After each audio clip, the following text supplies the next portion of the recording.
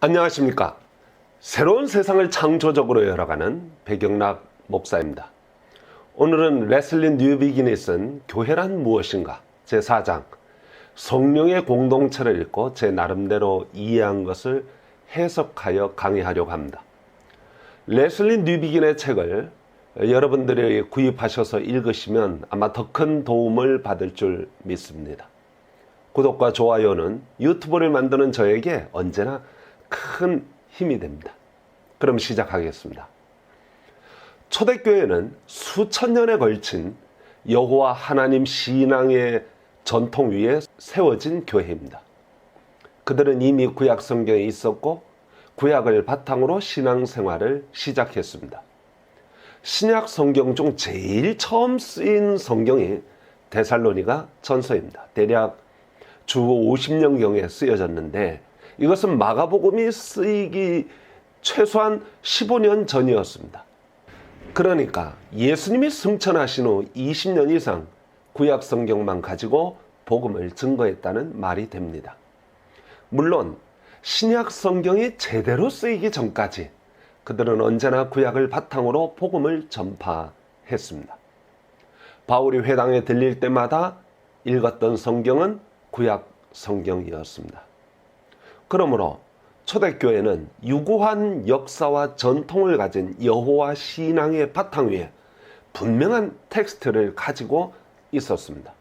물론 성경은 예수님으로 말미암아 새롭게 해석되었지만 어쨌든 구약 성경을 사용했다는 사실은 확실합니다. 초대교회는 아직 뚜렷한 조직 체계를 갖추지 못했지만 분명한 가르침은 있었습니다. 이러한 상황에서 초대교회는 중대한 국면을 맞이하였습니다. 그것은 이방인을 교회에 받아들일 것인가 하는 문제였습니다. 전통에 따르면 이방인이 유대인의 총회에 들어오는 것을 허락하지 않았습니다.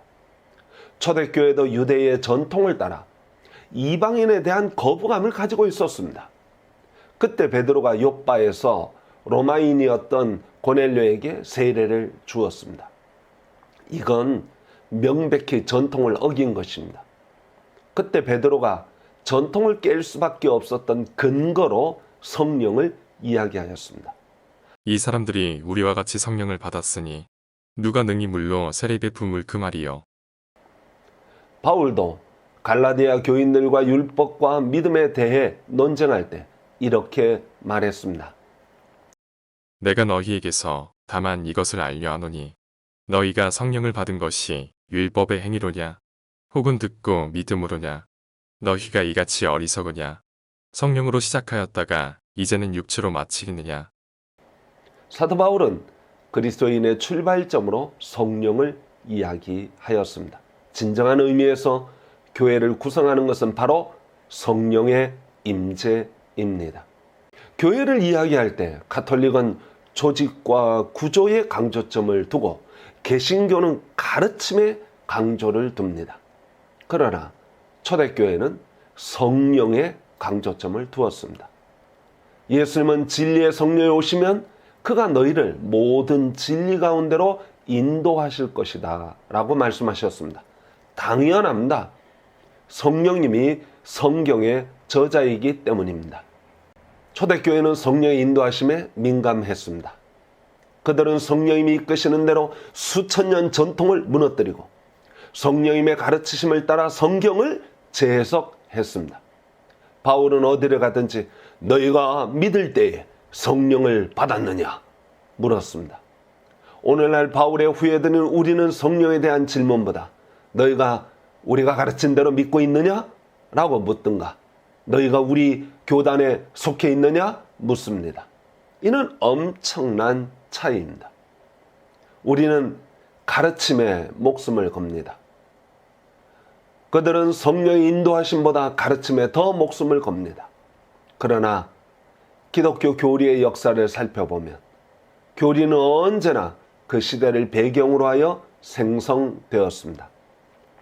그 시대를 이해하고 그 시대의 복음을 잘 설명하기 위하여 체계를 잡은 것이 교리입니다. 그것은 교리의 변화, 교리의 발전이 있었다는 뜻입니다. 교리는 성경을 해석하는 틀에 불과합니다. 교리가 중요하지만 교리만큼, 아니 교리보다 더 중요한 것은 성경을 쓰셨고 성경을 가르치는 성령의 인도하심입니다. 교회는 구속사역을 전하는 전달자에 불과하면 안 됩니다. 교회는 하나님의 구속 은혜를 몸소 보여주는 존재입니다. 교회 그 자체가 구원 이야기의 일부여야 합니다. 그저 십자가 구속의 도리를 믿는 사건으로 끝나는 것이 아니라 성령을 통해 실제로 구원 사역이 우리 가운데 이루어지고 실천되어야 한다는 뜻입니다. 기독교의 가르침은 고착된 지식이 되면 안 됩니다. 그것은 삶으로 옮겨져야 하는데 그때 언제나 성령의 역사하심이 필요합니다. 레슬리 뉴비기는 이렇게 말했습니다. 교회론에서 그리스도께서 단 한 번에 이루신 일에만 결정적 위치를 부여한다면 그분의 주되심을 제대로 인정하지 않는 셈이다. 그와 더불어 그분을 오늘날 성령을 통해 구원 사역을 계속하시는 살아계신 주님으로 인정하지 않으면 안 된다. 살아계신 성령이 친히 그리스도의 것들을 취하셔서 보여주시지 않으면 우리는 그것들을 알 수 없다.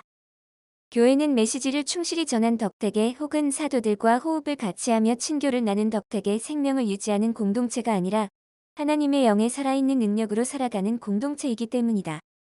말씀이 동정녀 마리아의 육신을 취하신 것은 성령에 의해 된 일이다. 그리스도께서 이제 새로운 몸을 가지시게 된 것도 성령에 의해서다. 오직 성령만이 우리를 그 몸에 접붙이실 수 있기 때문이다. 성령이 없이 행한 모든 일은 교회의 모양은 있으나 그 생명이 없는 모조품, 곧 텅 빈 강정과 같다. 물론 레슬리 뉴비기는 극단적으로 성령을 강조하는 자들을 경계하였습니다. 성령의 사역을 성경과 성례를 통한 그리스도의 사역과 사실상 무관한 것으로 취급하는 사람들이 있습니다. 성령은 언제나 성경과 함께 사역한다는 사실을 잊은 사람들입니다. 그래서 성령의 종교를 만들려고 합니다. 그러나 반대로 말씀만 지나치게 강조함으로 성령님을 도외시하는 분들도 있습니다. 말씀을 깨우치게 하는 성령님 대신 자기 머리를 의지하고 성령님에 의해 이루어지는 성화의 삶을 자신의 노력으로 이루려 하고 성령님의 인도를 받아야 할 공동체와 조직이 인간이 만든 시스템에 의해 움직이려 하는 자들입니다. 솔직히 오늘 한국 교회가 위에 두 가지 모습에 속하여 있지 않을까 생각합니다. 삶과 메시지를 분리하는 것은 죄의 결과입니다. 성령은 성경의 메시지를 우리의 삶과 연결하여 하나님의 뜻이 우리 가운데 온전히 이루어지도록 합니다. 교회가 성령에 순종해야 하고 성령에 민감해야 할 이유가 여기에 있습니다. 오늘날 한국 장로교가 전하는 메시지 그 자체만 떼어놓고 보면 몇 점이나 맞을지 저는 잘 모르겠지만 삶과 연결되지 않는다면 그것은 빵점과 같습니다. 마지막으로 조지 폭스의 말로 도전하고자 합니다. 성경을 탄생시킨 성령께 오지 않고 성경과 무슨 관계를 맺을 수 있겠는가?